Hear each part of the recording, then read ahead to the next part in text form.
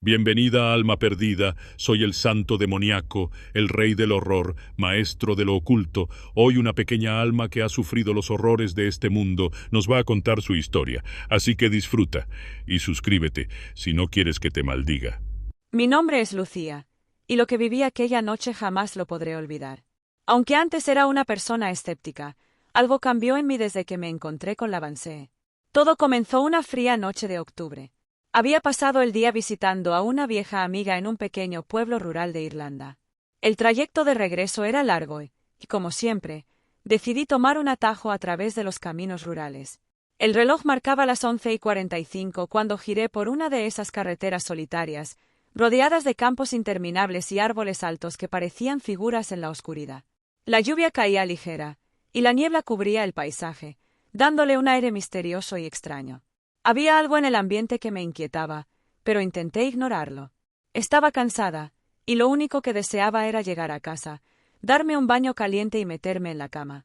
Pero el destino tenía otros planes para mí. El primer signo de que algo no estaba bien llegó cuando mi coche, sin razón aparente, comenzó a ralentizarse. Aceleré, pero el motor no respondía del todo. Miré el tablero y todo parecía estar en orden. Entonces, como si el universo intentara advertirme de lo que estaba por venir, sentí una presión en el pecho, una especie de opresión que me hizo difícil respirar. Era una sensación de tristeza profunda, como si una sombra pesada se hubiera posado sobre mí. Seguí conduciendo a pesar de la incomodidad, intentando sacudir ese mal presentimiento. Fue entonces cuando escuché algo que nunca antes había experimentado, un lamento. Era un llanto suave, casi ahogado, pero desgarrador. No podía distinguir de dónde venía. Detuve el coche en un impulso, tratando de escuchar mejor. El sonido no era de este mundo. No podía serlo. Me bajé del coche sin pensar, como si estuviera siendo arrastrada por una fuerza invisible. El viento me golpeó con fuerza en cuanto salí, trayendo consigo ese mismo lamento, ahora más claro, más intenso. No era el viento, no era el crujir de los árboles. Era un grito de desesperación, como si alguien estuviera sufriendo una pérdida inimaginable.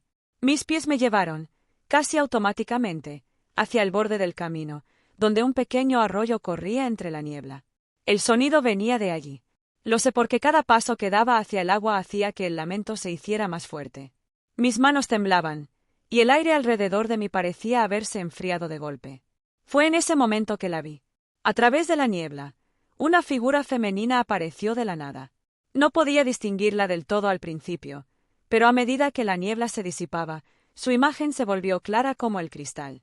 Era alta, extremadamente delgada, con un rostro tan pálido que parecía brillar bajo la luz de la luna.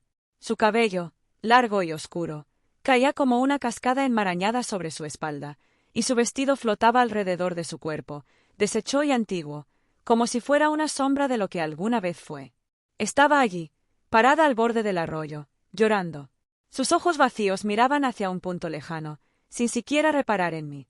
Mis piernas se congelaron en el lugar, incapaz de moverme. Sentí como si mi alma fuera absorbida por esa figura, y un frío glacial me recorrió la columna. Quería gritar, pero mi voz estaba atrapada en mi garganta. La Banshee.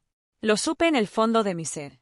Las historias que mi abuela me había contado cuando era pequeña cobraron vida frente a mí. Era ella, la mensajera de la muerte. En Irlanda, las Bansees son conocidas por anunciar la muerte de alguien cercano, y al mirarla, supe que estaba allí por una razón. Sus lamentos se volvieron más fuertes, desgarradores. No había sonido más triste en el mundo. Intenté retroceder, pero mis pies no me respondían. Fue entonces cuando la Bansee dejó de llorar. El silencio que siguió fue más aterrador que cualquier sonido. Su cabeza, que hasta ese momento había estado inclinada hacia el agua, se levantó lentamente, y su mirada vacía se clavó en mí. Era como si el tiempo se hubiera detenido. No podía apartar mis ojos de ella. Su rostro, aunque hermoso de una manera antinatural, estaba cubierto de un dolor indescriptible.